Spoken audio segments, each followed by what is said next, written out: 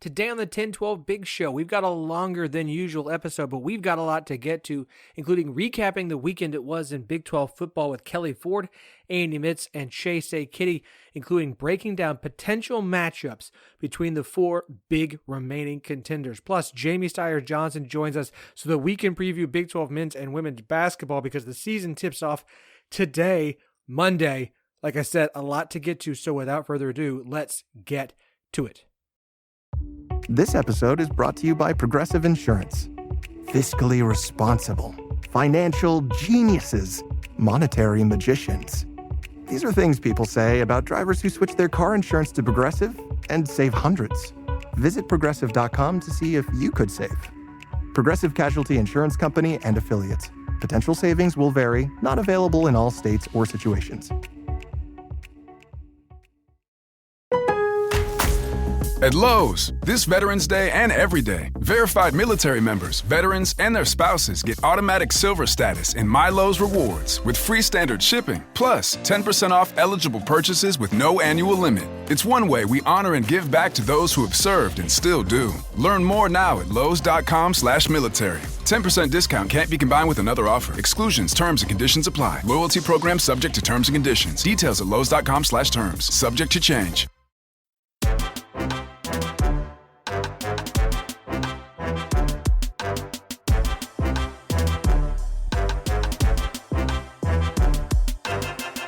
Welcome to the 1012 Big Show. We recap the weekend that was of Big 12 action with a variety of guests this week. That includes Andy Mitz, Kelley Ford, Jamie Steyer-Johnson, and Chase A Kiddy. 1012 Podcast is the flagship show of the 1012 Network. Find every show in the network at 1012network.com. Let me rephrase that. Listen to every show in the network, and you can find them all at 1012network.com. We are also partners with Sports Social, Europe's biggest sports podcast network. I'm your host, Philip Slavin. Thank you for listening, for joining us today. Wherever you are, however you are listening, please do us a favor. Leave us 5 stars and review. I would greatly appreciate it. It's a few minutes for you. It's a huge help for us. So I would really appreciate it if you could take the time to do that. If you're watching or listening on YouTube, like the video, leave us a comment, subscribe. It would really help us out. And help the show continue to grow. Despite how long we've been doing this, it never hurts to continue to try and reach new fans, new Big 12 fans. There's new Big 12 fans born every single day. Bless them. And there's plenty of Big 12 fans who don't know who we are yet. So anything you can do to help increase the awareness of this show and of the network as a whole, we would greatly appreciate. Our first segment of the show, as it is every week, we go in the rotation. Joining us today, a familiar voice for 1012 fans, especially longtime 1012 fans, the host of the Rock Chalk podcast, a man Kansas State fans love to hate, our Kansas aficionado, Andy Mitz. Yeah, I never know if that's a compliment or not, to be honest. Depends, I guess, on who you talk to, so. The aficionado part or the Kansas State fan? No, the you know him very well. I mean, listen, every podcast is someone's first, but we have a lot of longtime listeners. They know your voice well. It's that, it may cause some to not listen today, but, it's worth it. Their loss. Their loss. Agreed. But you know what? It's a great way to get people to keep the podcast on. By bringing on a man who every time he does come on, we do numbers. Speaking of numbers, he is the man behind the K Ford ratings. Kelley Ford joining us again. Kelley, welcome back, sir. Philip, thank you. As always, I appreciate the opportunity to come on and talk Big 12 football with you. And it's always good, Andy, to hear your voice. I certainly never turn it off when I hear you, so I agree. It is other people's loss if they tune out when you come on. This is going to be a great episode. I'm excited about it. At some point, I may have to pause for a second because the 3-year-old does keep hollering my name. Time change. Folks. I was saying, Kelley, Andy, I you heard. both understand this. Time change, is a fun thing. So what I'm going to do is I'm going to set you guys up, sneakily walk away, check on her, and then sneakily walk back here. Let's start this show off by focusing on the remaining contenders in the Big 12 conference. Don't worry, we'll get to every game coming up. And of course, we've got lots of basketball to talk about today. And I cannot wait because the season starts this week. But remaining contenders in the Big 12 to me, Texas Tech, BYU, Cincinnati, Utah. Listen, I was on board the Houston train. I wouldn't say I was the conductor, but I was in one of the cars closest to the front. But that loss to West Virginia, listen, you knew it was a possibility, but I think it kind of knocks them out, even though they are technically not eliminated. Neither is Arizona State and TCU, all three with 2 losses each, but I am not specifically confident in any of those teams getting themselves in a position or playing their way into Arlington. So we're going to stick with these 4: Texas Tech, BYU, Utah, and Cincinnati. I'm going to run through. Well, first, I want you guys' opinions on the title game contenders, and then I have pulled some projections. If the Big 12 title game was going to be played between two of those, any 2-team combination of those 4, I pulled projections from our good friend Parker's CFB Graph site and from our good friend Pair Rating site as well. But first, Kelley, what are your thoughts on the 4 contenders at this point? Texas Tech, BYU, Cincinnati, Utah. Do your numbers agree there? Do you have anybody else closer to that group that maybe I'm giving them credit for at this point? Yeah, and absolutely, Philip. I'm going to, when we get to the projected Big 12 or potential title games, I can give you the K Ford line as well, even though it's not explicitly listed on the website. We can derive that, of course, from what I do publish. So I have those ready when we get to it. I'll start before I dive into any particular team, because I agree, Philip, that the 4 you listed are the 4 most likely to be in Arlington, certainly. But right now, I have 7 Big 12 wins as the threshold required to at least be tied for second in the conference standings at the end of the year. And that's the number it's been since the beginning of the season. We've been looking at 7-2 is what you need to target to be at least tied for second. Of course, that doesn't mean you make it to Arlington. There's all the tiebreakers and everything else. But what is each team's chance to reach at least 7 Big 12 regular season wins? For me, right now, I have Texas Tech at 96%. Very, very likely that Texas Tech is going to get to 7-2. BYU, currently undefeated in conference play, as everybody listening knows, 88%. So those 2 right now are kind of a notch above everybody else. But Utah, already with 2 conference losses, 57% chance to win out and get to 7 conference wins. Cincinnati, 42%. Arizona State, 30%. TCU 7%, and Houston 5%. So I agree with you, Philip, that it's those 4, Texas Tech, BYU, Utah, and Cincinnati. And I would say it's Texas Tech and BYU that are the 2 most likely. Of course, those 2 teams do play each other coming up, but that's all baked in to these probabilities that I just provided. So for me, as I dive into each of these 4 contenders, they're all in similar spots, of course, because of what I just said. But they all took different paths to get here, and they all have a different outlook moving forward. So I'll start with Texas Tech. Right now, I have the Red Raiders as number 7 in my updated power ratings for this week. And I'm going to put my hand up and say, Texas Tech fans that were in my comments for positive or for negative, for better or for worse, really since the preseason power ratings came out, in the middle of the summer, they've said, Kelley, the defense is way too low in your model. You're not giving us enough respect on that side of the ball. Hand up. Absolutely. They were right, and the model was wrong. The model has adjusted. I now have Texas Tech number 4 on the defensive side of the ball. That's up from, I want to say they started in like the mid-60s or mid-50s, and everyone said, no, and it took a while, but the model got there. This defense is incredible, number 4 in the country. I've had the offense in the top 5 for parts of this season. They have fallen to number 12, so still really good on the offensive side, but certainly it's the defense for Texas Tech that I find really, really strong, and I expect to carry this team down the stretch here, including this big game against BYU that we have coming up on Saturday. The model has upgraded Texas Tech 11.3 points since the preseason. That is number 6 nationally. Only 5 teams have been upgraded more than Texas Tech from preseason to current.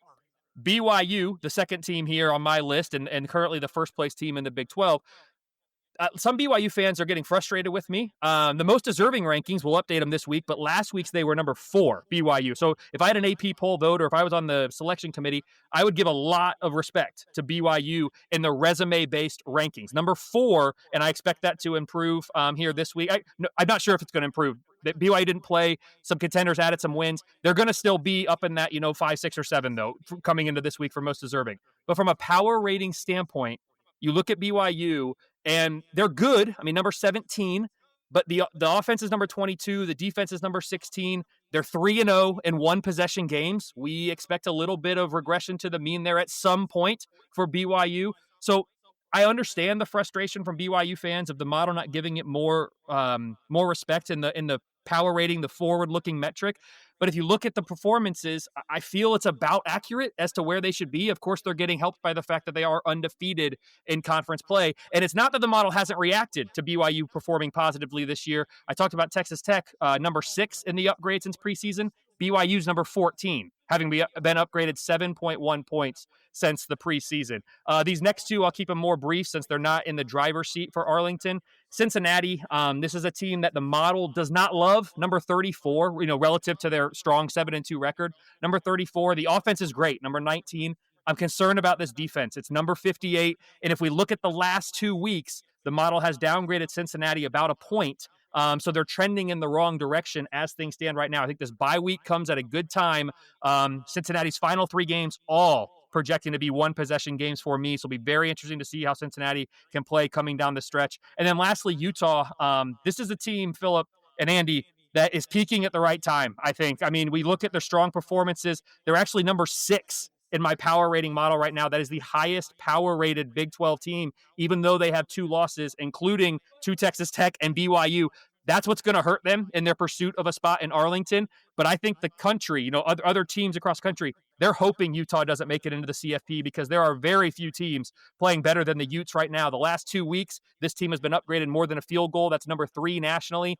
Since the preseason, they've been upgraded 12 points. That's number 4 nationally. So I know they've lost 2 games, and you can't take that away from them. BYU fans, Texas Tech fans aren't going to want to hear this. But right now, my model would favor the Utes over either of those teams on a neutral field. So I think everybody, including these teams, are hoping Utah does not make it into the postseason because I don't think anyone wants to play them. Yeah, I mean, I would have to agree there. I don't think that anybody really wants to play Utah right now, especially after what they did to Cincinnati. I mean, I do agree with you that part of it is at least the need for a bye at this point for Cincinnati, and I expect them to be better coming back off of that bye. But Utah has definitely picked things up from where they were at the beginning of the year. There was a lot of worries potentially about their offense, but that now actually looks really, really good. But it's still their defense is really kind of keying what they're doing. I think to your point, there is a realistic scenario where BYU, Texas Tech, and Utah all get into the college football playoff. If Utah is kept out of the Big 12 title game by tiebreakers, and it's BYU and Texas Tech that are there, and both of them are probably going to make it if they both basically win out at this point, or come close to it, obviously, because they can't both win out. But I do think that this is a situation where the Big 12 is actually set up to be in a good spot with those 3 as the top 3. Of course, that assumes that Utah can keep it going and that BYU and Texas Tech don't have any, huge stumbles down the line here. I will say it is just a little poetic, I think, that Houston had their, potentially really good season derailed by West Virginia after, just a few years after they got their biggest win over West Virginia in a ridiculous upset as well. So just a little bit of poetry there for those that want to, kind of take a look at that. But I mean, I still think that Houston's a good team. I still think that they have way overperformed compared to what we all expected coming into the year. So I'm definitely looking forward to kind of what they're able to do in the next few years. But obviously, I think it's just a little bit too soon, obviously, for them to be making that push for a Big 12 title. But man, these new schools have made a really, really big push. Back to your point, though, about Texas Tech and their defense. I mean, I think it was fair coming into the year. Yes, they, shopped around and got a whole bunch of really talented guys in the portal. But one of the big questions, and the reason we always see those huge, differences from what we expect, is there is always some question, right, about whether they're going to mesh the way that they're expected to. Sometimes it happens so much better, and those are the huge surprises we see. Sometimes it's a whole lot worse, and those are the big disappointments. And so I think it was fair to say, hey, look, they've got all the pieces, but these are a bunch of guys that have never played together before. Yes, I realize that Texas Tech was bringing back a decent number of pieces, but when you have so many key guys in that defense that are coming via the transfer portal, you have to wonder if it's going to come back that way. Obviously, it's been a lot better now than I think a lot of people expected, and it continues to get better. It's so weird, though, having a Texas Tech defense is actually good, when we're so used to all the years where the offense was just completely off the charts and the defense was just not. It's what happens when you recruit to build a defense. Funny how that works. All right, let's dive into some of these Big 12 title game projections. And again, every potential matchup of two of the four teams we talked about and projections, pulling from Parker's CFB graphs and pair ratings. Texas Tech BYU, obviously we get that game this weekend, so that's one to keep an eye on. Now understand, I set these as neutral site games. And yes, there's going to be some of these projected outcomes that will make some fans go, but we already played that game and it had this outcome. I understand that we're looking at the numbers. Okay. Just roll with it for a minute. Texas Tech BYU, Parker has Tech as about a 2.5 point favorite. Pair has Tech as about a 6.5 point favorite. Kelley, if they were playing on a neutral site on Saturday as opposed to in Lubbock, how would you project this game?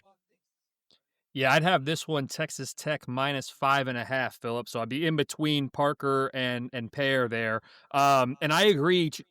Andy outlined the case for how do we get multiple teams from the Big 12 into the college football playoff. Interesting scenario that he talked about there with the 3 teams. That would be something to consider. I think the best bet for 2 teams to make it would be this matchup. And it would actually be BYU, in my opinion, winning this week in the regular season. Texas Tech then still getting in to Arlington via tiebreakers over Utah or whatever that is, and then Texas Tech winning against BYU. I think an undefeated BYU, obviously, then with 12-1, BYU is in, and then Texas Tech as the Big 12 champion would be in as well. I didn't really think about if Utah also wins out and is 10-2. Yeah, it would depend on the other contenders there. I think that's the cleanest path for a multi-bid Big 12 representation in the college football playoff. But in this particular matchup, Texas Tech -5.5 for me, Philip. All right, BYU Cincinnati. We will actually get this matchup in a couple weeks. Parker has BYU as a 0.19 favorite. Pear's got BYU as basically a 6.5 point favorite. Again, this would be a neutral site matchup. Kelley, what would you have in this matchup? Yep, I've got a 6.5 point favorite here for BYU as well. And for what it's worth, when they go on the road to Cincinnati in week 13, there's a 62% win expectancy for BYU in that one. But I'm with Pear here, BYU -6.5. Okay. BYU Utah. Yeah, Holy War rematch. Yes, I know what happened in the first game, BYU fans, before you start coming in here and calling bias, because that's what's about to happen. Both Parker and Pear have Utah. Parker, Utah -4.3. Pear, Utah -6.2. Kelley, what would you have in a neutral site rematch 2 to 3 months later from the first time they played each other? Let's make it a clean sweep here. The computers, I've got Utah -6. So even though BYU got that win in Provo, neutral site, Utah, I'd make them a 6-point favorite. And Philip, the thing to remember here, for those that get frustrated by this, like, try to, instead of thinking through the lens of your fandom or just, we already saw this game, think of it through the lens of Vegas, right? And we saw this a couple years ago. It was a really good example with Oregon and Washington back when they were still in the Pac-12. I want to say it was the 2023 season, because I think it was the year that Washington ended up going to the national championship game and lost to Michigan.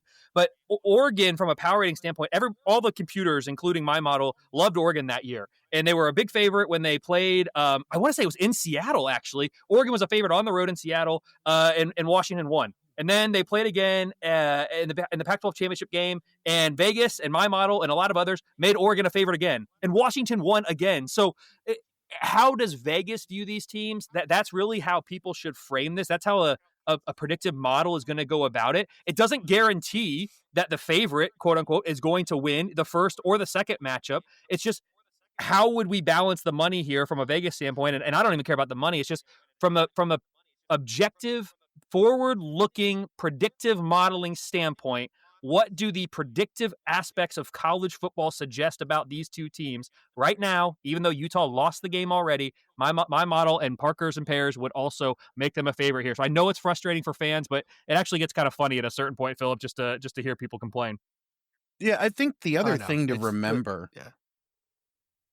Oh, yeah. I wasn't sure if you heard me. Go ahead. The other thing to remember here, right, is that we say this all the time in basketball, right, where it's really, really difficult to win the same game three times in a season, it's just as difficult to win twice against the same opponent, especially if it's really close. So, something like BYU and Cincinnati, if that somehow happened, like that would be one that would happen just 2 weeks later. I do think the BYU Utah would have enough time there that things could significantly change. I think very, very similar to like a Texas Tech versus some of these other teams as well. So I do think it's interesting that we're almost guaranteed, except for Texas Tech versus Cincinnati, we're almost guaranteed to have a rematch in the Big 12 championship, which isn't something that typically happens for the Big 12.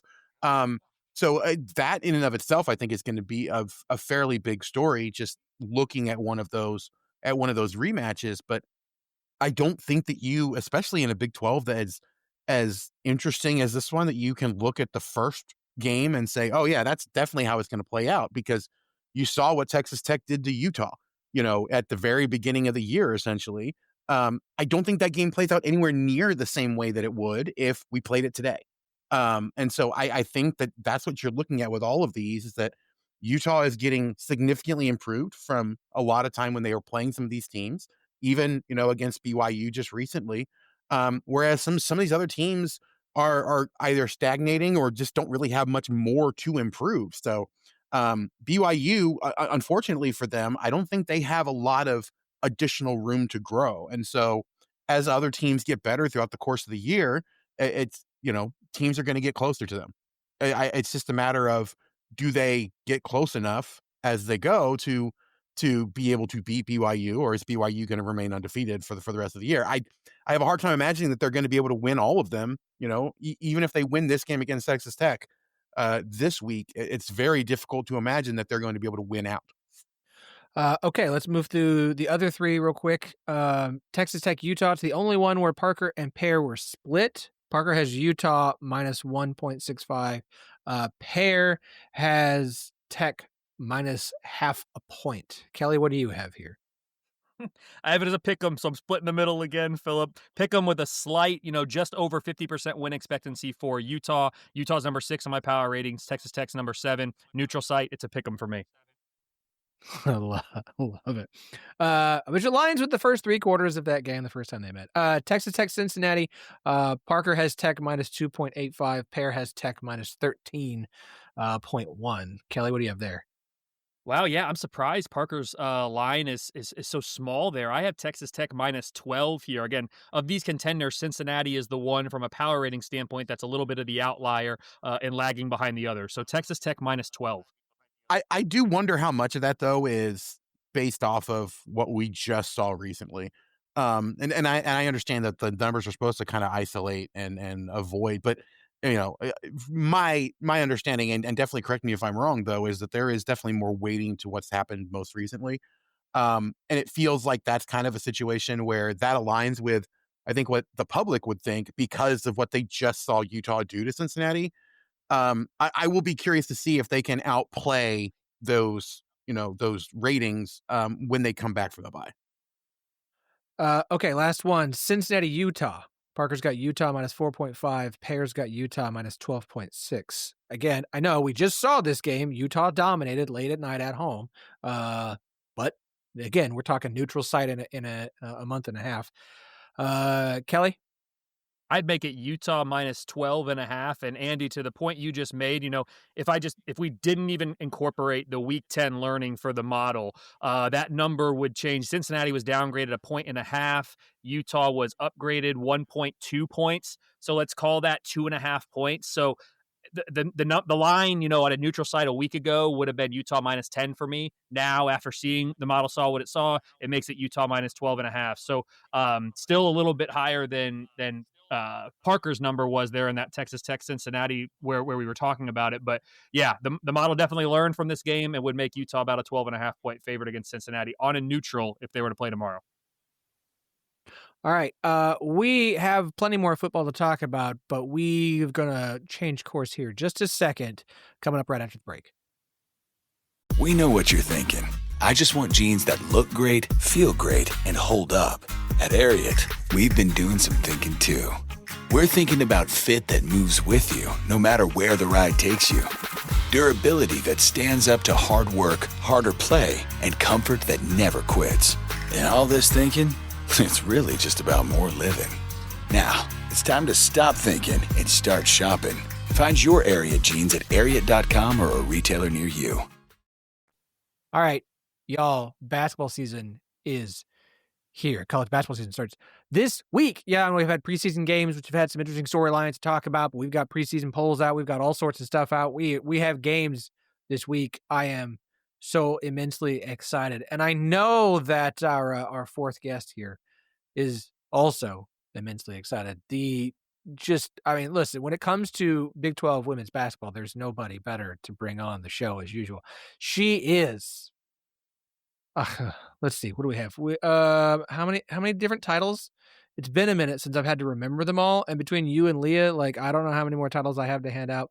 She is the vibe queen of the 10-12, the voice of Drake Volleyball, Iowa State women's hoops, and a co-host of her show over on Her Hoop Stats. JSJ, Jamie Steyer-Johnson.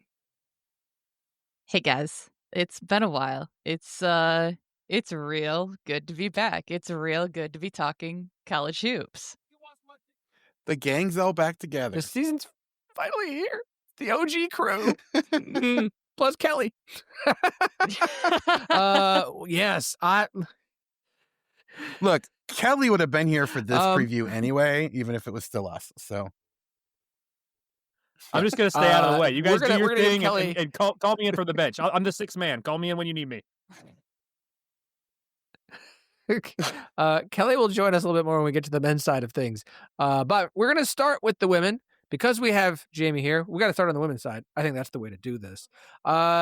Jamie, listen. I'm excited. I am excited. We have games Monday night. Oklahoma State's playing Monday night. Baylor's got Duke on Monday night. We have games that is Monday one heck morning. of a way to what? We have games Monday morning. Baylor Duke is in the morning. Iowa State is in the morning. Utah plays at noon. There's a we got Big decent 12 chance basketball on all day. There's a decent chance that they may be playing before people actually listen to this episode. It's fair. I mean, but then they better have it drops better at have 5, been on their toes. Yeah. All right, Jamie, let's dive in here. Who are the contenders in the Big 12 this season? Oh man, I mean, it's definitely it's definitely going to be interesting. The preseason poll, there was both. First of all, let's hit this point. There are 2 preseason polls to discuss here because there are, as usual, the coaches poll, but for the first time, the Big 12 has done a media poll, and I thought that was very cool. Not only because I was part of it, although that definitely probably gave it a boost in my mind.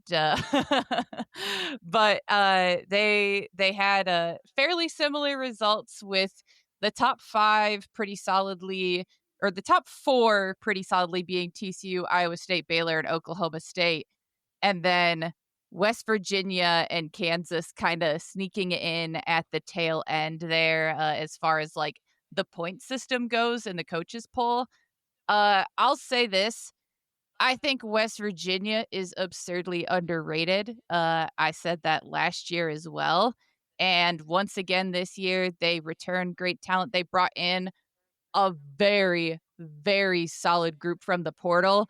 And if you look at the conference schedule, I think they have perhaps the most favorable schedule of anyone that is projected near the top of the league. So people got to be ready for West Virginia. Beyond that, obviously, TCU won the league last year, brought in another crazy portal class, including Olivia Miles. It's kind of Olivia Miles and the Giants. It's absurd. They've got 6+ players that are 6'4" or taller. It's going to be weird, wild. I don't know what to expect there exactly, but they're certainly projected first by a decent margin, had 10 of the first place votes in the poll. And then after that, I mean, you've got, obviously, my Cyclones are back right up there. Audie's back. Addie Brown's back. Jada Williams coming over from Arizona. she's a baller. I'm super excited. I try not to get into like the high low projection whatever for the teams that I have ties to, the teams that I cover, but I definitely am excited to see them go. And then Baylor, Oklahoma State, gonna be really, again, just interesting. It's all very interesting. There's a lot of turnover from last year. There's a lot of really interesting like newcomers as far as freshmen, as far as transfers. But those top 5 to 6 with Kansas kind of sneaking in at the edge, and part of that is that they have a very good freshman class, but freshman classes tend to take a little bit of time to gel, so I wouldn't necessarily anticipate them competing for the title, but they're going to be right there in the mix with a bunch of teams. You mentioned a lot of new freshmen, a lot of new faces, a lot of new transfer additions. So who are the names to know in the Big 12 season? If we're sitting here at the end of the year and we're talking about like the players that have made the biggest impact in the Big 12 and on the Big 12 race this season, who are those players? Yeah, I mean, I think that definitely a good place to start is the awards that were given by the coaches preseason. Audie being the preseason player of the year, Audie Kirks from Iowa State. Definitely going to be impactful. She has been since the moment she stepped on campus. And shoot, impactful on and off the court. Like, just to, give her a little bit of credit, like her nonprofit foundation is currently working on addressing food insecurity around her hometown, with the whole SNAP benefit situation. Not to get into that, but they're making a really big push for donations for food, and so I think that that's really really cool for your preseason player of the year to also be that great of a person off the court, which is not news to anyone who has ever heard me or literally anyone in the world talk about Audie Crooks. And then you've got Olivia Miles, who's the preseason newcomer of the year, coming over from Notre Dame. She is dynamic. She is just very, very versatile. She's someone who's going to have the ball in her hands quite a bit, but as soon as the ball leaves her hands, it's probably going to be into a good position because she is a tremendous passer. She has absurd court vision. And then after that, you've got the preseason freshman of the year, who I don't think is really getting talked about a whole heck of a lot. You've got D. Alexander at Cincinnati. And that's the other team besides West Virginia that I definitely look at and say, no, this team needs to be talked about. This team needs to be highlighted, because Cincinnati was picked 12th preseason in both the coaches and the media poll. I will say right now, I will be absolutely shocked if they finish that low. I think that DeAlexander, as the preseason freshman of the year, like, she's a 6'2" versatile guard forward. Like, she is the real deal. And they brought back enough from last year that it's not like they're having to completely piece it together around her. And I mean, this is a team that nearly went 500 in Big 12 play last year. Like, yes, they lose kind of their motor in Jillian Hayes, but I think that they are more than prepared to take that next step and be competitive. And when you have a 5-star recruit, when you have the number 11 recruit in the country that wants to come join you, like, that's not for no reason. So those three are definitely big players that you're going to hear a lot about. And then you can just go top to bottom. Like, this is, like I said, a super dynamic league. I'm really excited just to see the steps that Samaya Nichols at Kansas takes, Staley Hurd at Oklahoma State. Both of them are just juniors, and so we still have this year and the year after with them. Delaney Gibb at BYU, just going to be a sophomore, and she is, I mean, absolutely tremendous. She's Canadian. She's going to be an Olympian very soon. And then Baylor has a great duo in Dariana Little-Page Buggs and Bella Fauntleroy. They're both seniors. They both started their career at Baylor. So in the portal era, to keep that kind of talent there for 4 years is always going to be an accomplishment. So I could keep going, but those are certainly at least a sprinkling, a selection of the names that you'll hear over the course of the season. Obviously, we'll talk about them and a lot of other players as the season progresses and we have you on a regular basis starting in January. You've mentioned West Virginia a few times as far as teams we should be keeping a close eye on. every year there's a team or two that kind of comes out of nowhere, right? And is a Mhm. true surprise. I think Oklahoma State was that last year. Is there a team this year that if you had to say, I don't think they're going to be very good, but I could be wrong, who do you think that team or those teams might be in the Big 12 this year? Yeah, I mean, I think that is there's two really good contenders for that. I think number one being, as I mentioned before, with D. Alexander as the freshman of the year, Cincinnati picked 12th. I would be frankly shocked if they finished that low. I think that they have. First of all, they don't have a first year coach, and they have returning players. And so they have a level of consistency. They have an element of people that have been around in the Big 12 before and kind of know what to expect. And that's really important. And so I certainly think that they are going to finish higher than 12th. I believe in my preseason poll, I ended up having them at 7th. My recollection is a little fuzzy because I don't just like sit there and rank the teams. I do a ranking and then I go through and I do projections based on the schedule to see if the schedule would impact the record of teams. And then I re-rank again and I do that like twice. So I had a three-way tie at 6. And so I don't recall exactly where Cincinnati landed, but I believe they were at 7th. And then right above them in the polls, again, Arizona State. I was ready to run through a wall watching the first episode of the Big 12 documentary for Molly Miller. She is a crazy good hire. I believe we talked about that here, but I just think that you really couldn't hit more of a home run with hiring her just based on reputation, based on proven success at the mid-major level, based on recruiting. And then I saw the clips from practice and I saw just her interactions with the players. And I was like, okay, yeah, like everything I already thought has been multiplied by like 2 or 3 or 4. Like she just exudes energy and the names she brought in are solid. Like it's kind of a misfit bunch. Like you bring in last year Poa from LSU.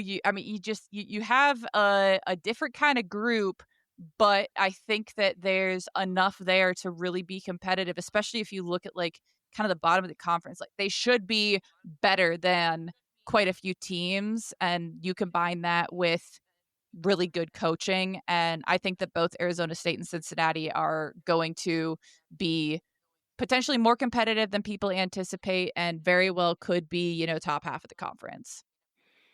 Love it. That's fantastic. And I'm so excited. The Molly Miller, yeah. Arizona State has done a phenomenal job in promoting her and that team ahead of the season. I mean, it's Mhm. been, at least on social, has been awesome to watch. And like it almost makes you think, if you're not paying attention, like Arizona State's one of the best teams in the Big 12 this year, right? Like the way they're promoting it, the way they've got her Yeah. out there. Like they're a top 4 team preseason contending, right? No, they're not. But you wouldn't know that just by looking at Arizona State's social media and the way they're talking about their women's basketball team. Like they are excited, and that is awesome. Like it's good for the Big 12 when I was gonna everyone is say, excited and people are invested in their teams. yeah, it feels a lot like when Dion came to Colorado. Like it's that same push, that same like, hey, we think this is a big deal. We think you guys are going to think it's a big deal as well, and let's get that media push out there quickly so that people are paying attention. And I mean, I do think unlike that Colorado team that on the football side had some very significant potential flaws that caused them some issues. This Arizona State team, I think, is a lot better on the women's basketball side and much more likely to be able to make a jump in the first season. I still wouldn't pick it. But yeah, I mean, that's, as you were asking the question to Jamie, that was who kind of jumped out to me, not necessarily because, I think that their talent is much better than people are giving it credit for, but I do think that the way that coaching staff and the way that this administration is set up for this, they are ready for the spotlight that's going to come from having a team that potentially could start to get good. And I do think that could potentially make a big difference for them. And I mean, like you talk about coaching staff as a whole, like you have Abby Olajuwon on the coaching staff. That will certainly do you some good in the paint, which matters for Big 12 women's basketball a lot. And so that is definitely like a fun little addition to have in there. And Philip, like you talk about just the way that Arizona State is publicizing the team, the way that the coverage is going, and I mean, I would be remiss not to mention, like I alluded to this before, but the first episode of the Big 12's women's basketball documentary just dropped this past Friday, and I watched it. I really enjoyed it. It gave background on every single team in the conference. It set things up really well, and it's just so refreshing to see like an appropriate level of coverage, and it's coming straight from the league where like finally I think it was like, okay, if no one else is going to do it, then we're going to promote ourselves until someone else like picks this up, or we're going to set this tone. And so I just wanted to really give credit to the league for putting together that documentary, for putting together the media poll. Like I was emailing back and forth with Josh Conrad, who's the media contact for the Big 12 with women's basketball. And first of all, I asked him a question. He got back to me within a half hour. So that was like absurd. That never happens.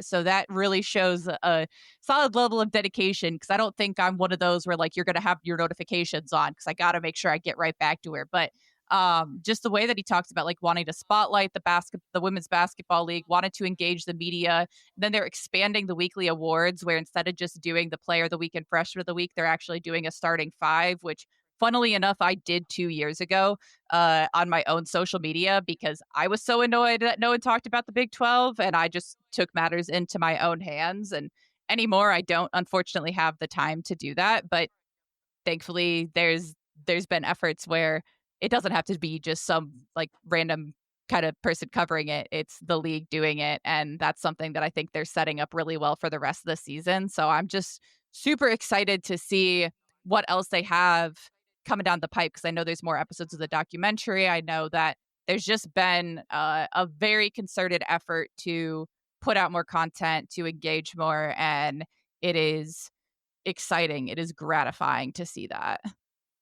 Agreed. Love what the Big 12 is doing. Jamie, let's wrap up our women's conversation on this. You know, we talked a lot last season about the failure on the behalf of the Big 12 teams with their non-conference scheduling, and how much it screwed them when it came to Selection Sunday and the seeding that many of them received. Does it honestly, it's a conversation we've had for 2 years now, I think. Mhm. Did the Big 12 do a better job this year? Have the teams done a better job in setting themselves up with games that can boost their RPI to a level that will actually not have them sitting there with a 7 or 8 seed when they should probably be a 4? Or do we have another situation of like, you better win that one good game because it's the only one good non-conference game you got? I definitely think it's better. I do. We have just more like marquee matchups. There's obviously day one, you have Baylor and Duke, and then they are not the last Big 12 team that's going to face Duke. As fact checking myself here, I just lost it. Someone else plays Duke.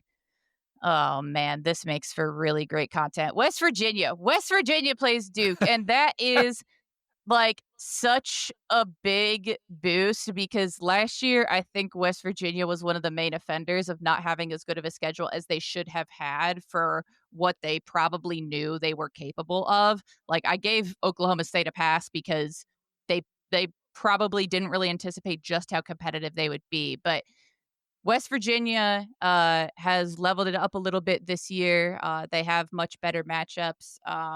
You've got Colorado playing Louisville at Louisville in the second week of the season. That definitely is going to be big. You have a lot of teams making some road trips where for a while it's been like, yeah, we basically only have home games. And obviously that doesn't do a whole heck of a lot for anyone. TCU's playing NC State, so that's definitely going to be big. Utah's actually going out to play UConn, and so that will be extremely interesting. It is very, very much a step up from last year. Now, how much respect you end up getting and how effective it is depends on how these teams do, and also depends on just the general like perception of the league once again.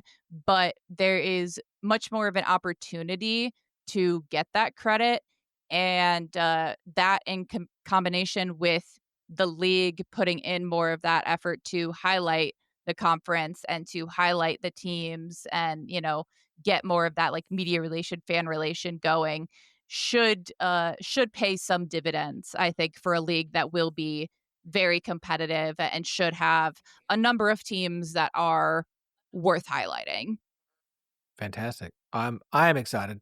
I'm excited for the season to be here. I'm excited to be talking about this stuff on the regular again. Jamie's going to join us every Monday once we get into January, and we'll have her touch base with us before then along the way. Once the season kind of gets going, I kind of keep tabs on how things are for the Big 12 women's side.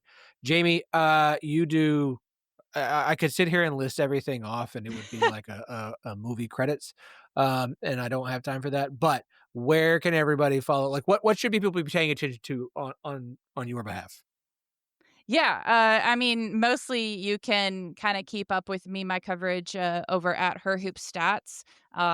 We have our podcast that goes every weekday, and I generally do one of those per week. For anyone who missed it, I'm back in school doing my master's, and I'm also teaching at Iowa State. So I'm a little bit occupied, but I certainly will always make time for women's basketball. So most of my general coverage is going to be at Her Hoop Stats or on my social media, primarily Twitter at JSteyz, JSTEYZ. Jamie, as always, it's a pleasure. We will talk to you again soon. Absolutely.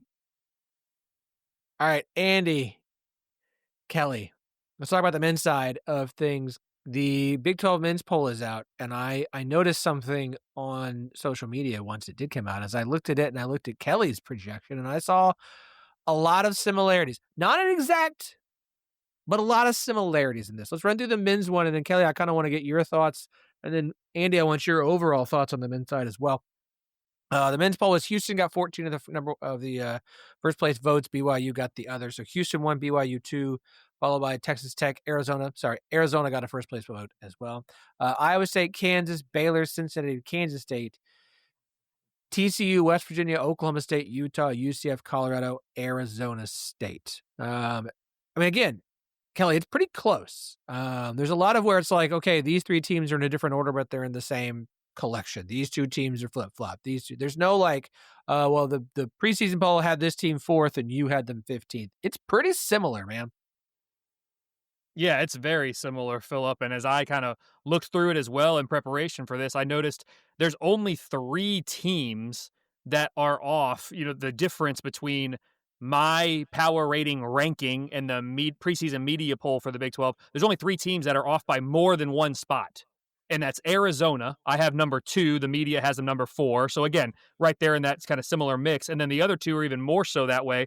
Arizona State was number 14 for me, number 16 for the media, and Utah was number 15 for me and number 13 for the media. So 2 teams that are kind of down in the bottom grouping, and then, of course, Arizona up there in the top. I kind of view this, Philip, as I'll give you 3 tiers of contenders, and it starts with Houston. I almost said starts and ends. It doesn't end, but it starts with Houston, and there's a big gap. Houston is my number 1 power-rated team this year in the country. For me, right now in the preseason, they have a power rating of 21.2. So, on a neutral court, they would be favored by 21.2 points against the average Division I team. Number 2 in the Big 12 for me is Arizona with 15.9. That's their power rating. So I would favor Houston by about 5.5 points-ish on a neutral court. Philip, that may not sound like a lot because it's 2 possessions. It's 2 3-pointers, right? That's the difference over the course of a full game, 1 3 per half. But when you look at the gap between Houston and Arizona at 5.5, Philip, the gap for me from Arizona at 2 to Kansas at 6 is less than a point. And the gap for me from Arizona at 2 to Cincinnati at 8 is less than the gap from Houston at 1 to Arizona at 2. So it really is Houston in a tier of their own for me. I would say that second tier is Arizona, BYU, Texas Tech, Iowa State, and Kansas. Those are all top 18 power rated teams for me nationally. And then I'd throw in one third tier of contenders, some real dark horses here, I think. Baylor's number 24 nationally for me, and Cincinnati's number 37. That's kind of where I draw the line, and that's half the conference. That's kind of where I draw the line for teams that legitimately at this standpoint, or at this point, have a chance of winning the league this year. I mean, that's kind of what I would say, but Houston is absolutely the favorite, followed by a big grouping of teams with Baylor and Cincinnati, maybe, a half step behind those top 6.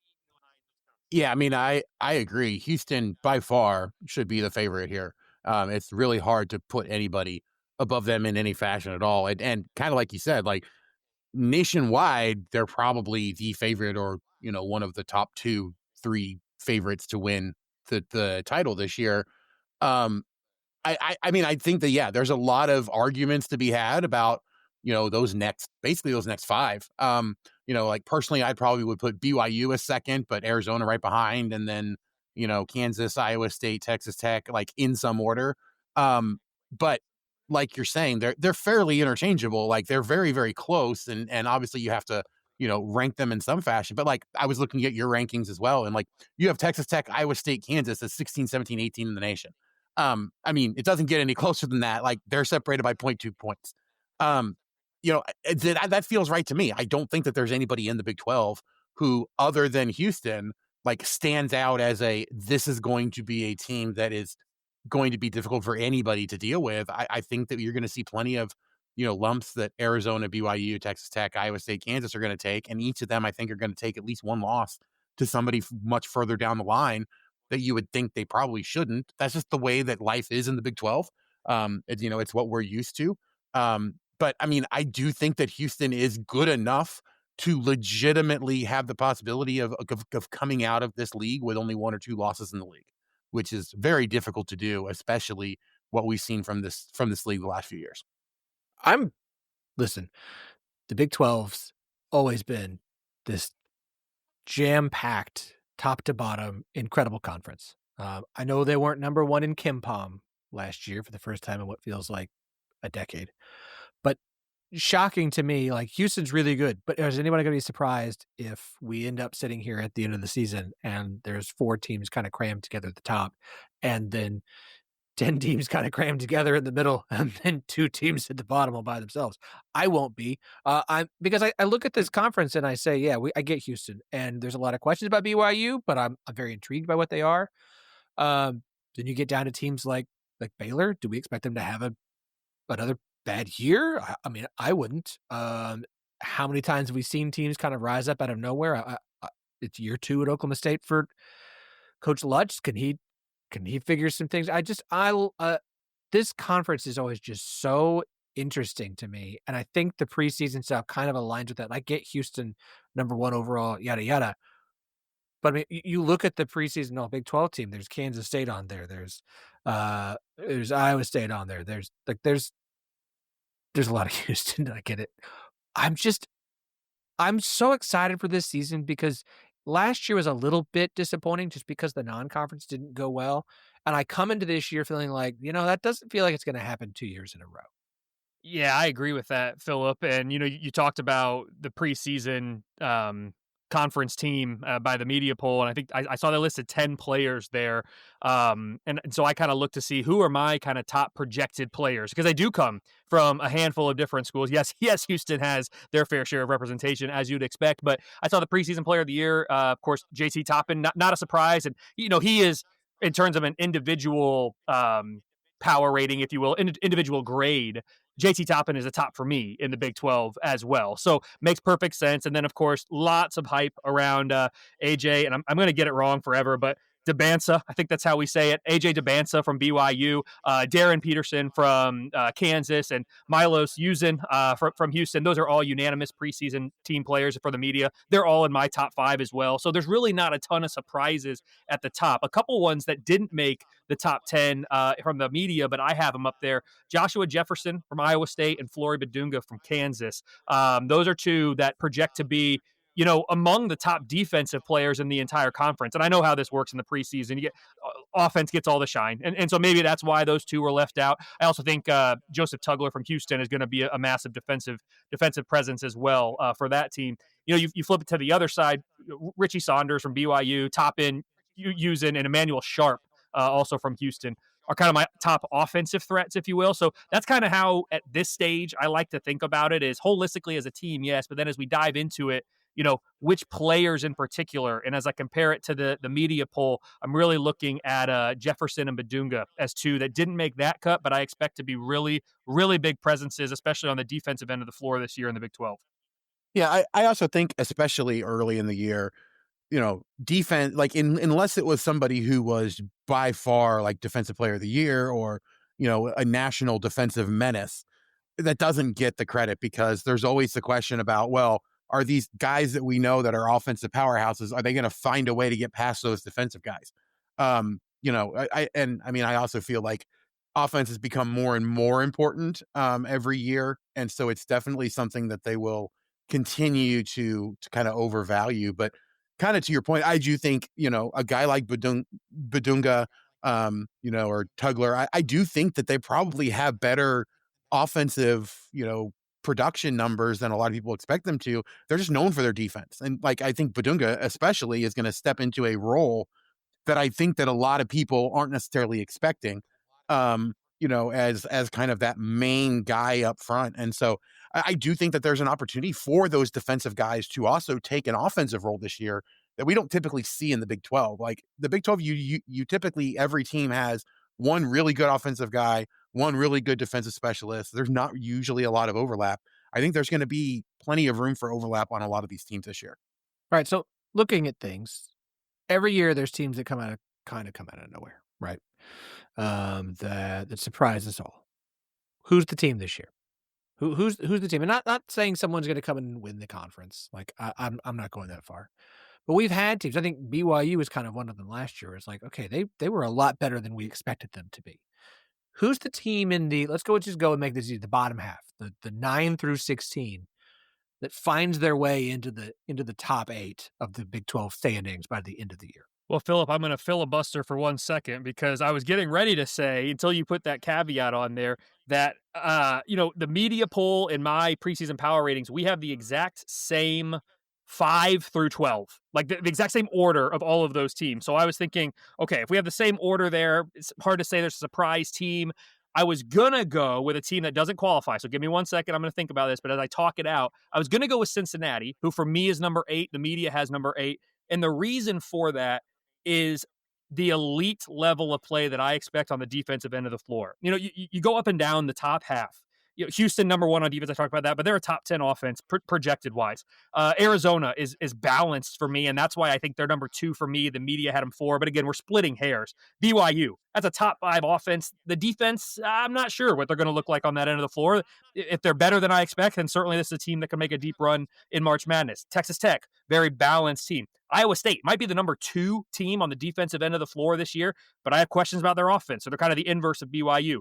Kansas, like Iowa State, really good on defense, maybe a top 10 defense. Let's see how the offense comes along. Baylor's pretty balanced. Cincinnati, I think, has a potential to be top 5 on the defensive end of the floor. I'm concerned about their offense and concerned, they might not even be top 75 on that end. So that could be a problem. But to answer the question, who are we looking at in the bottom half? I'm just quickly scrolling through to see, do I have an elite end of the floor? Because there's not a lot that separates 9 to 12. I mean, Philip, number 9 for me is Kansas State, or 9 to 16, I should say. 9 is Kansas State, 16 is Colorado.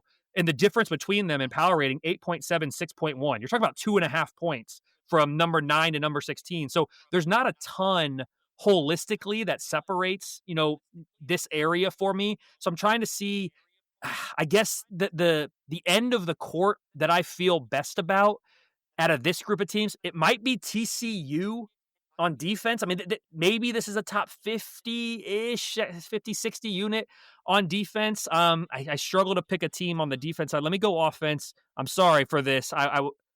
Give me. No, you're good. Kelley, I'll give you Cincinnati. Like I know that doesn't fit the exact parameters of the question, but preseason pick number 8, Cincinnati, rising up to become one of the better teams in the conference, I think is a perfectly fine fit. Because you look at last year, BYU was preseason pick number 9 and finished 4th. And now a lot of that wasn't to do with just their 3-point shooting, but I'll allow number 8 Cincinnati. I think that's a perfectly fine pick for you. Love it. I appreciate it. I think they're going to ride that intensity on defense, and if we can get better on offense than I'm currently projecting, which again, it's in the low 70s here. It's not very good on that side. If we can improve on that side, that's a team that I think could make a rise up there and be in that top 4 or 5 at the end of the year. So I appreciate the flexibility there. Give me Cincinnati. Of course. Andy. Did we lose Andy? I do not hear him. We may have lost Andy. Okay. I don't either. All right. No, sorry about that. I was sitting here talking. I had my mic muted in a different way than I thought I did. But no. So I don't have a lot of really good, I guess, it's for me, it's more of just a feeling. A team that I thought had some really good moments last year, well, the last couple years, and seems to be bringing back enough that they could potentially get everything to kind of come together. But a team that goes from like the bottom third to right around middle of the pack, maybe a little bit above, and that would be UCF. I don't know what it is about Johnny Duncan's squad, but for some reason it feels like they get 2 or 3 big performances that you wouldn't expect them to get every single year. And in a spot like this where we are looking for a team to marginally improve and then kind of jump up in a league that is this close together, it just feels like there's a few swings that can go UCF's way for them to jump up and potentially be, in that 7 through 9, in the Big 12. So again, I have a hard time pointing to a specific thing about the team, but it just, for whatever reason, I just get a feeling about it. And I wish I had more that I could actually point to, stat wise, but it just feels to me like there's something going on down there in Orlando. The question is, how good can it be? I like it. I'll take it. All right. You guys have been awesome. We're going way longer than usual in this episode, and that's okay. We had to talk basketball. We're going to talk plenty of basketball. Like I said, games get started tip off on Monday, men's and women's. So we will touch on basketball throughout the non-conference slate and then really start diving in January. So Andy, Kelley, as always, thank you so much for your time tonight. Absolutely incredible work from you both. Check out Rock Chalk Podcast. Y'all know K4ratings.com, K4 ratings on all the social platforms. If you're not following Kelley, it's because either you're just being a jerk or this is your first time listening, in which case it's understandable. Now is your opportunity to make that correction. So again, to both of you, thank you so much. I appreciate you guys hopping on today. Thank you, Philip. Appreciate it as always. Andy, good to talk to you, man. Yep. Thanks for having me. All right. Like I said, we're going a bit longer than usual tonight, but that's because we had to talk basketball and we had to talk men's and women's and get that preview out of the way because games tip off on Monday. And so joining me now, and I apologize, he's been waiting on hold for quite a while, doing some sort of video game in which he's power washing a children's slide. I just appreciate now that it's becoming standard for you to hop in here and give me some sort of no context winner for the graphic. Yeah, that's what I was going to say. I think this podcast is becoming more and more Philip just asking me lifestyle questions. Now, what do you do? What are you doing? Power Wash Simulator. You never played Power Wash Simulator? So Philip? let's Go on. No, I can't say I have. Can't say I have. Maybe I need to correct that, but we'll find out. Chase, what outcome this weekend had the biggest impact on your view on that team or the Big 12 as a whole? I think it's Utah-Cincinnati, but not for the reason you think it is. I think a lot of people watched Cincinnati, watched it get away from them in the second half and thought, okay, time to downgrade Cincinnati. And that's the wrong message from that game because Cincinnati's still a one-loss team that gets to play BYU at home and has a manageable schedule. So they still control their own destiny in a conference that only has 3 teams at the top with 1 loss or fewer. The interesting part is the Utah half. Utah's now 8-1 to win this conference. They are higher in the table than Cincinnati, which I think is wrong, but that's kind of a different offshoot of the observation I'm trying to make. There is a world where you get some classic Big 12 November carnage, and Utah has the right head-to-head tiebreakers to slip back into that championship game. And so you sort of have to, the last few weeks we've been playing what if roulette with Arizona State. Okay, now maybe they can get it. Now Houston. Okay, they get the road win. Now maybe they can get in. This week it's Utah's turn, right? If they have the right head-to-heads and things break their way, they can get back in there. The problem, of course, is that they could also end up with the wrong head-to-heads because those 2 losses have come to BYU and Texas Tech.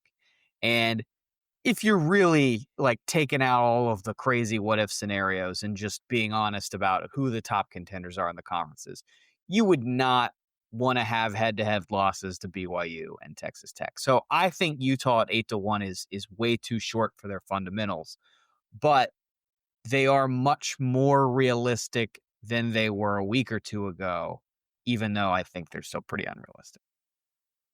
I think it's fair to say that Utah is one of the 3 best teams in the Big 12, and because the 3 best teams in the Big 12 all played each other, someone had to take the losses, and Utah took both. I mean, I think that's what we have. Like, I think there's 3 teams in Texas Tech, BYU, and Utah that all probably deserve the opportunity to be in the playoff, and I don't want to spend a bunch of time on the playoff. And Utah's probably not going to get to go because they've got 2 losses. And because outside of the BYU close loss and the Texas Tech game that was super close until Texas Tech pulled away late, like they've basically obliterated everybody they've played. So having not been here for the first part of the podcast, so I'm coming in blind. I don't know exactly what you guys talked about, what playoff elements you touched on. Is the contention that you think the Big 12 is going to get 2 teams in there, that the ACC has sort of fumbled this away over the last few weeks, and the Big 12 is in a good position to benefit from that? No, I mean, they're in a better position now because of what the ACC has done. No, we didn't talk about this off the top. But I still, like, forgive me for being the eternal, like, I don't believe that anyone will give the Big 12 the credit they're actually due. I'll believe the ACC won't get 2 teams in when they don't get 2 teams in.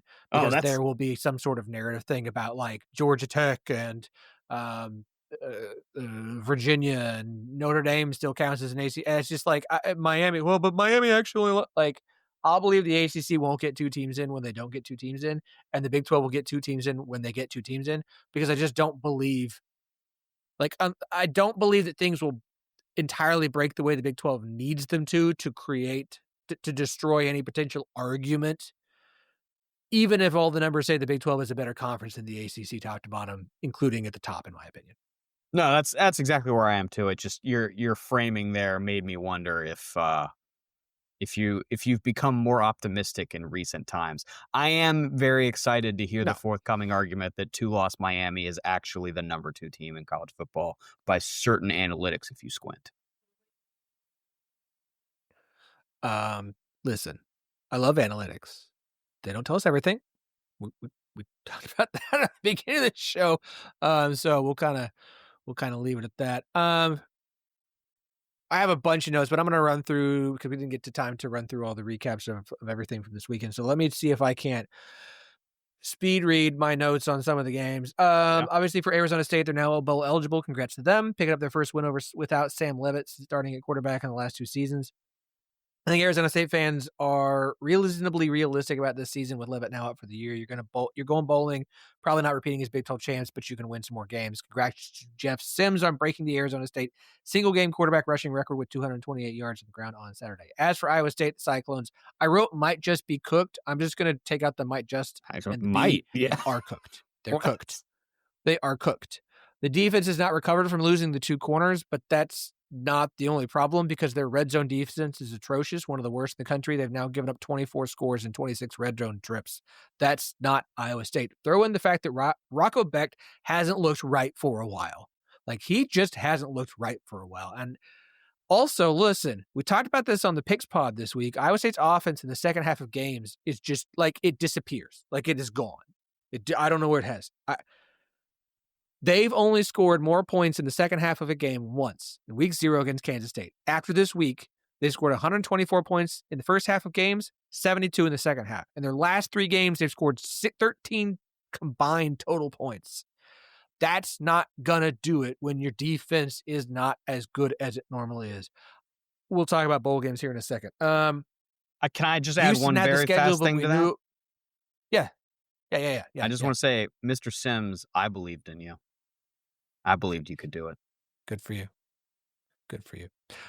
We knew they had the schedule, but we also know Houston wasn't good enough to assume that they were just going to beat everyone. I certainly didn't assume that they would have that kind of game defensively against West Virginia, but they did. Losing the turnover battle 3-0 to West Virginia, with all three leading to points, didn't really 4-0, I think. Allowing the Mountaineers to run all over the.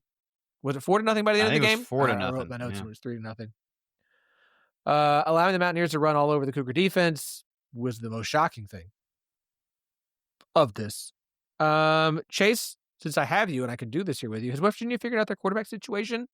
Scotty Fox Jr., 222 total yards, 3 touchdowns in the win. I mean, I think you could tell that Rich Rod wanted to go to Scotty Fox earlier this year, that you could tell he saw Fox as the, of the limited options on the team. Nobody was really perfect, but he saw Fox as the guy who was best suited to run his offense. And so him sort of like having the quick hook for Marchiol in some of the early games before the season was toast, it was clear that was what his vision was. I'm not sold that Scotty Fox, like I wrote in the Big 12 Roundup column today, Pat White, this is not. Okay, so like let's have lower expectations for Scotty Fox. It's I actually didn't think, like, for all the texts I got, Philip already knows this. I punted on Saturday. I was out at Apple Festival with family, so I had to come back and rewatch the game later. And I'm getting all the texts about like, oh my God, the score! Are you watching this game? Like I had 100,000 texts from the entire state of West Virginia. I had higher expectations coming back to rewatch this than what I actually got, which was, they turned the ball over 4 times. Like, Scotty Fox finished the game with 150 passing yards, and 60 yards on the ground, I think, and 3 total touchdowns, 2 on the ground, 1 passing. He didn't have an incredible day. He had some nice runs. I think West Virginia got some really good blocking, I thought, on the ground, but it was a 4 turnover game. Like that, I would be very careful about overreading this. You're +4 in turnovers. Of course they won. Yeah, you're right. 2 fumbles, 2 interceptions. Yeah. I wrote my notes there, but I think that's before the game was over. Sorry. Okay. Kansas takes care of Oklahoma State, extending their losing streak against FBS competition to 17. Baylor is now 1 win away from bowl eligibility after knocking off UCF 30-3, nearly doubling the Knights up on yardage. Arizona destroyed Colorado. I wrote, are the Buffs on quit watch or have they already? Friend of the pod, Shahan J. Raja, has a really good article about Coach Sanders' situation at Colorado. You should go read it. I'll have the link in the show notes. Okay, that catches us up to, let's talk bowls. Oklahoma State remains the only Big 12 team officially eliminated from bowl contention since West Virginia won on Saturday. Arizona State joins BYU, Cincinnati, Texas Tech, Houston, TCU, and Utah among bowl eligible teams. 4 teams, 1 win away. 2 teams, 2 wins away. So let's look at these. Number 1, Iowa State. Man, I would like to say that Iowa State will win another game. At TCU, home for Kansas, and at Oklahoma State. I would like to. I really don't. Not that I think Oklahoma State's suddenly like good. I'm not sure if I'm Iowa State. I want to have to pray that I don't want to have to circle the season finale at Oklahoma State and Stillwater as my like, don't worry, we've got that game to get us our 6th win. I don't love the situation for the Cyclones at this point. I think they will get one of these, but man, we got a couple teams in this conference right now that are circling the drain hard. And Iowa State is unfortunately one of them. Yeah. Baylor is 1 win away after their win. And yet, as we've talked about, Utah at Arizona and then home for Houston. It's not that they can't get to a 6th win. I would just lean no right now. I don't know. I think it's a coin flip. right? I don't think they would be favored in any of these games necessarily, but if you're giving them 3 bites at the apple, I think they're going to get one. So if you made me say, I'd probably say Okay. yes, they get there. With UCF in hand, I think I slightly favor, whereas last week I think I said maybe I slightly didn't favor. Fair enough. Kansas, 1 win away after their win over Oklahoma State. They have road game at Arizona, road game at Iowa State, and a home game against Utah left. I feel it's the same thing for the 3 teams we talked about so far. Like, it's not that they can't get to a bowl game. I just have a hard time saying, like, you know what? That means that one of Kansas or Iowa State will go to a bowl game. Correct. So, do you have an opinion on which one of those is? Kansas. We should say it's not limited Throw to one, in the fact but that one of them is guaranteed because no, it's they not play limited, each but other. one of them is guaranteed. Yeah. Well, what's really interesting is Arizona's the other one that's 1 win away. Arizona plays Kansas at home. That's next week. Arizona plays Baylor at home.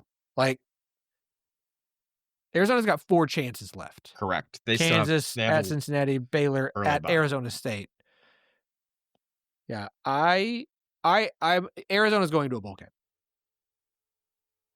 Yeah, I mean, they get Baylor, they got Kansas. Both those games are at home. I think I would not be shocked if they're favored in Tempe for Arizona State just because of like the status of Arizona State's roster right now. So yeah, I think they're probably getting there.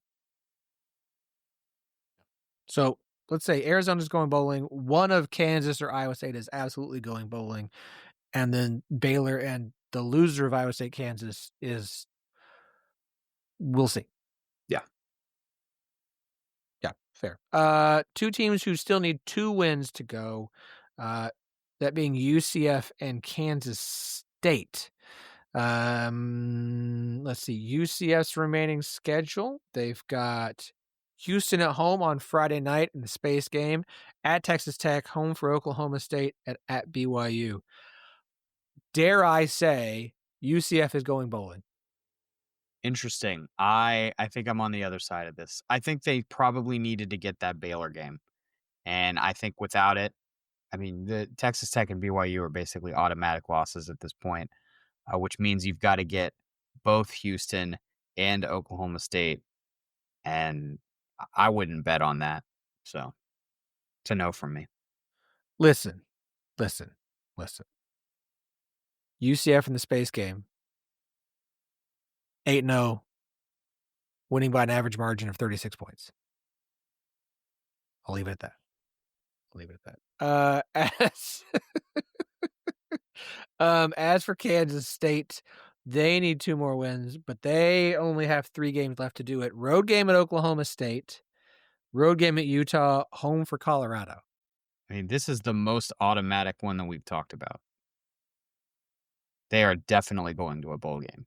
How much money can I bet on this right now? Yeah. If you find the line, let me know. Yeah. If there's a line out there, even if it's like minus 150, like I'll put a couple bucks down. Let's do it. Because, yeah, Oklahoma State and Colorado. Let me put it this way. My view on Colorado at this point is so low that in my Survivor League, I'm very excited at the opportunity to pick use West Virginia this coming week. And you should be. Yeah, and save some other teams for the home stretch. I was in a college football Survivor. It was not Big 12. It was all of college football, or it was a few different conferences mashed together. And I'm out now. I got burned a couple weeks ago, but I had a good run. I had for a long time written down West Virginia for this week, and somewhere around October 1st, I said I can't do it. I don't see it happening. And now, I mean, let's address the Colorado stuff for just a second, because I don't like saying stuff like this, but I mean, if ever there was a team that has quit, is this team, right? I mean, this is a team that has quit. I don't know what else to say. Yeah. Like, I could understand it against Utah. But at home against Arizona, to play the way they did. Is bad. Really bad. And I know Colorado's switching quarterbacks. Deion's had health issues all season. Yeah. Like, there's a lot of things There's you can look at and be good like, excuses. okay, I mean, sure. There are.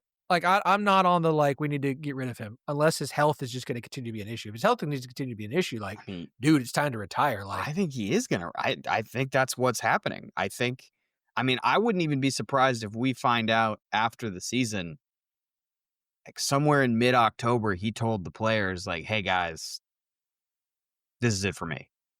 I got my son is in the NFL. My other son has graduated out. He isn't here anymore. My star player who won the Heisman, he's in the NFL. I'm having health concerns. It doesn't make sense for me to be here anymore. I'm going to go enjoy the time I have left and watch my kid play professional football.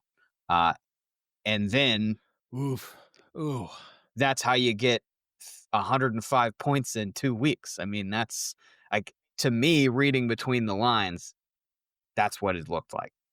And so, yeah, like, I'm backing up the Brinks truck on West Virginia this weekend. A sentence I did not think at any point in the last 6 weeks those words would come out of my mouth in that order. yeah, no. Not at all. I'm going to hate for Colorado to have to be one of the open jobs in this cycle. Mm-hmm. Like, All right. All right, let's run through what's coming up this weekend, and then Chase, you can tell me if there's any lines that you're interested in. Light week with 6 teams idle. Arizona State, Baylor, Cincinnati, Kansas State, Oklahoma State, and Utah are all off. Start the week a night early with Houston traveling to Orlando to face UCF in the Space Game on Friday night at 7 p.m. on FS1. Reminder, as I mentioned, UCF is undefeated in the Space Game, 8-0, winning by an average margin of 36 points. On Saturday, no prime time or after dark games for the Big 12. That's weird. It's real weird. So for those with a significant other who isn't a college football diehard, be it a man or a woman, this is the Saturday to plan a date night, because if you're a Big 12 fan, there's nothing you have to watch. A TNT game of the week kicks off at 11 a.m. West Virginia welcomes Colorado to Morgantown. Hey, West Virginia fans, here's a great opportunity. Colorado fans, you can also watch this game. Also at 11 a.m., this one at ABC, Texas Tech welcomes BYU to Lubbock. It will likely be it's a top 10 battle. We got a top 10 battle. Game day's in town. Second straight Big 12 game, but also, weirdly enough, second straight game day game that doesn't kick off on prime time. We had an after dark, and now we have 11 a.m.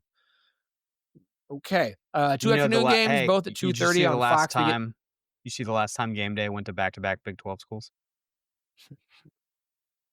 Want to take a guess? When? 2019. Let me guess. 20. Yeah, that sounds right. TCU, Iowa State, and Fort Worth at 2:30 on Fox. Iowa State hasn't won a game since September. Just something of note. Game 2 is on ESPN2, featuring Kansas traveling to Arizona. This is a weird game just because I don't know how I feel about either team, but someone's going to get their 6th win they need to reach bowl eligibility this weekend. So one of Arizona or Kansas will be bowl eligible after Saturday. And it's fantastic. Did Kansas play Baylor? No, they didn't. It'd have been really, I say this is a little bit like, haha, but not because it actually would be funny for Kansas fans. But it'd be really funny if Kansas played all of Baylor, Arizona, and Iowa State and lost to all 3, but got all 3 to bowl eligibility. I'm going to leave that there. Any opening lines on any of these games, Chase, that intrigue you? I already have West Virginia in pocket. I hit that pretty much the minute it was available at one of my outs. So I have that at 5.5. It is now 6.5. I have some other thoughts for some other games, but I will save them for the midweek picks pod. Perfect. We will be back on Thursday with our picks, myself, Chase, and a guest, or myself, a guest, and me reading Chase's lines, depending upon how quickly he's able to get home from a road trip. So y'all have a good week. Thanks so much for listening. We will talk to you all then.